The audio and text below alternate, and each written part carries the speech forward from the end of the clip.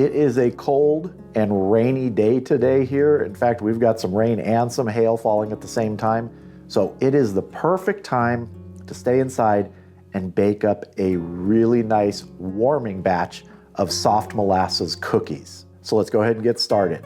We're starting with 3/4 cup of shortening. This is just Crisco shortening. To this, I'm gonna add 3/4 cup of granulated sugar. And we're gonna go ahead and cream this using our mixer, but first I wanna break this down a little bit just with a spatula.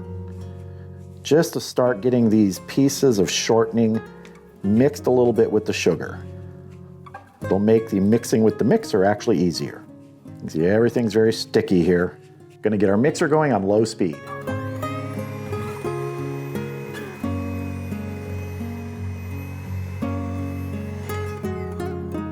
Now we're gonna add a teaspoon of vanilla and a cup of unsulphured molasses. Now there are two different types of molasses you'll usually find. One is unsulphured, one is sulfured.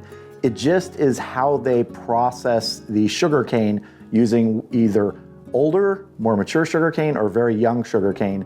And usually the sulfured molasses come from the young sugar cane. So when you're getting this, use unsulphured molasses. Do our best to get all of this sticky, gooey goodness out of our container here. It helps if you spray a little bit of vegetable oil in the measuring cup like I have here, the glass measuring cup. Comes out a little easier, but there's always going to be a little that sticks. That's the nature of molasses. Back to our mixer, and again, low speed.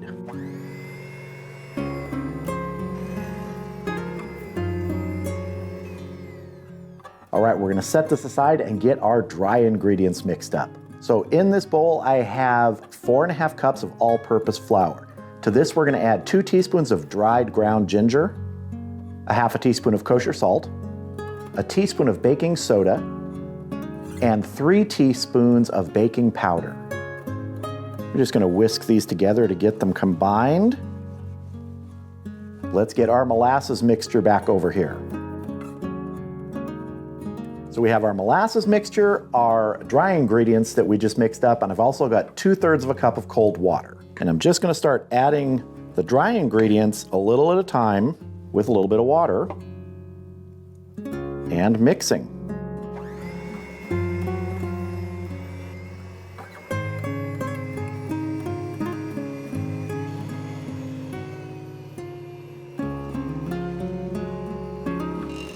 So now this can be a tough dough to mix because it is very sticky as you see, but just keep at it with the mixer until it gets a little bit too thick, and then you just move on to a spatula or a spoon and you just sort of finish mixing it here, scrape the sides, get down in there, and that is our dough. Now what we need to do is transfer this to a plastic sheet, sort of wrap it up, create a ball of our dough, and then this is gonna chill in the refrigerator for probably 2 hours. Get a plastic wrap out here. Gonna do our best to get our dough right on the center here.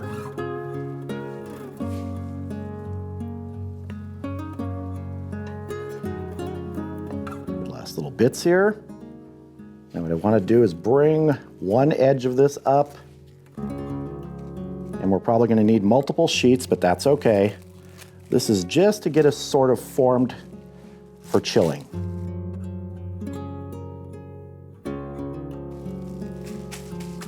And again, we're just trying to form it into a shape here. Doesn't have to be a perfect ball.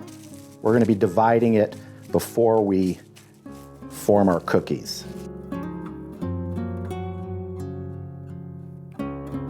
All right, this is going in the refrigerator for a couple hours. When it's nice and chilled, we will come back, probably divide this in half and roll those out into sheets and cut our cookie shapes.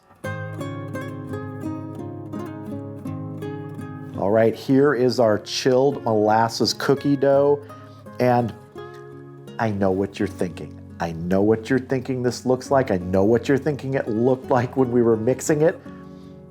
Go ahead and drop those emojis in the comments if you want. It's gonna taste great. And one more thing, as you're mixing this, it can be a very stiff dough to work with.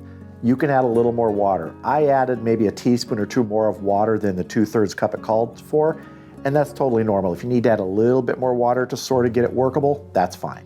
The first thing I want to do is I'm going to divide this basically in half so we have 2 sections to work with. Let's move this one out of the way.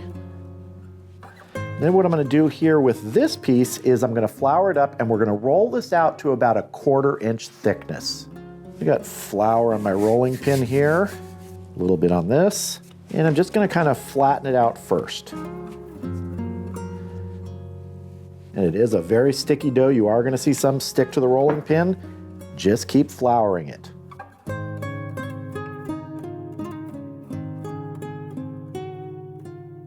There we go. I think we got our thickness. My rolling pin has these little measurement stops on it, makes it very easy. Now I have about a 3.5 inch ring cutter here. I'm going to make sure I flour that rim and we're going to start cutting our cookies. As I cut them, I'm going to put them onto a baking sheet that has parchment paper on it. Make sure you flour it between each cut.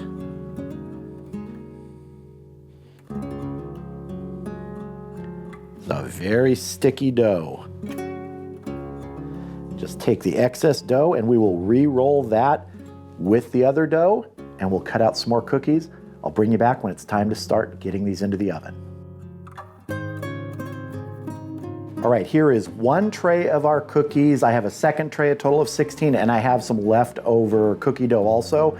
This can make somewhere around 24 cookies, so I'm gonna save that in the refrigerator and bake them later because I don't have enough room in my oven for 3 of these sheets, and I also don't like to overload it when I'm doing it.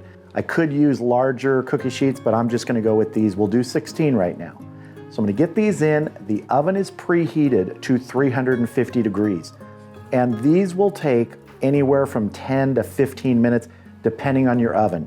What you want is for these to have a little bit of a golden brown color on them. Now I know that may sound strange since these are so dark, but you'll be able to see a color shift in that.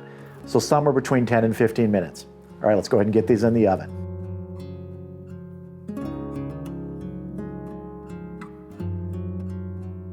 All right, here are our soft molasses cookies. You can see you just get that slight color shift on top. They puff up a bit and they are definitely soft. If you touch those gently, you will feel that. They're very pillowy, and that's the way they're supposed to be.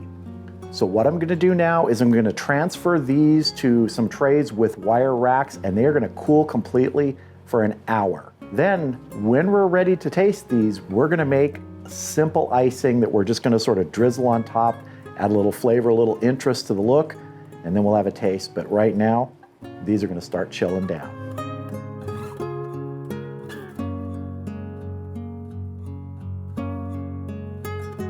So our soft molasses cookies have cooled down and we're gonna make our icing right now. So first ingredient in this simple icing is a cup of powdered sugar. Next up, we're gonna start adding some whole milk. Now I'm gonna start with 2 to 3 tablespoons and I'll add more if I need to.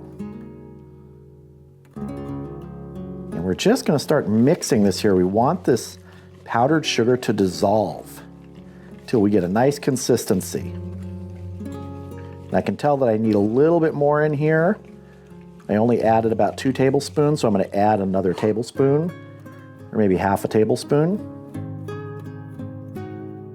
Remember, this is about consistency here. You can see how that is. It's gonna drizzle nicely on the cookies. Now I'm gonna add about half a teaspoon of vanilla. Get that mixed in. I think maybe just a touch more milk.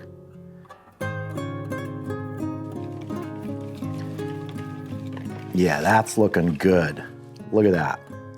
Just like that.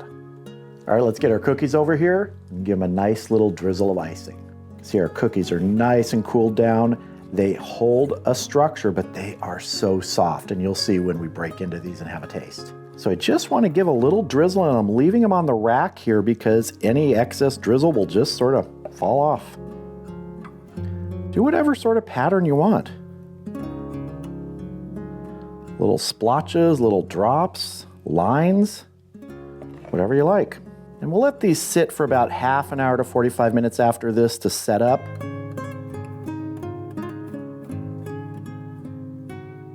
I'm not super artistic on cookies here. It's just like, let's play Picasso or Probably more like a Jackson Pollock, or as some people say, Bob Ross. Put some happy little icing on these cookies.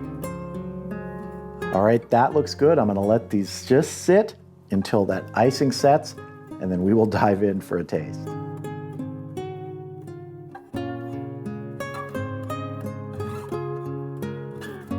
Well, here is a plate of our finished, iced, soft molasses cookies. Now let me show you what I mean when I say soft. Let's take this one here and just watch. Look how soft that is. It's just almost like a sponge. It's almost cakey, but as always, how does it taste with the icing? Because I already did do a taste of one of those. Let's see. That gingerbready flavor from the molasses is perfect on a cold, rainy day like today. It's just got a warmth to it. No matter how challenging it might be to make these with that cookie dough that can really kind of struggle with you, it acts like it's telling you, now give me more flour, now give me more water, now more flour, more water. It really is a challenge to make at times, but man, is it worth it. These may be the best cookies I've ever made.